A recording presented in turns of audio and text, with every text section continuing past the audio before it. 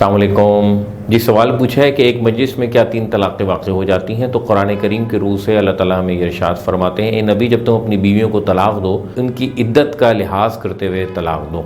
तो लिहाजा कुरान करीम की रूह से जब तलाक़ दी जाए तो वो एक तलाक़ दी जाए और बहुत सोच समझ के दी जाए, गैर जज्बाती होकर दी जाए, गुस्से में आए बगैर दी जाए। तो अगर किसी ने गुस्से में आके अपनी बीवी को 3 तलाक़ें दे दी हैं तो नबी करीम सल्लल्लाहु अलैहि वसल्लम के ज़माने में, हज़रत अबू बकर के ज़माने में, हज़रत उमर के 2 साल तक, यानी ज़माना खिलाफत के 2 साल तक 3 तलाक़ों को एक तलाक़ ही शुमार किया जाता था, यानी इसके बाद रुजू की इजाज़त दे दी जाती है। बाद में ये फ़ैसला किया कि ये 3 तलाक़ें जो हैं वो 3 तलाक़ें ही मानी जाएंगी।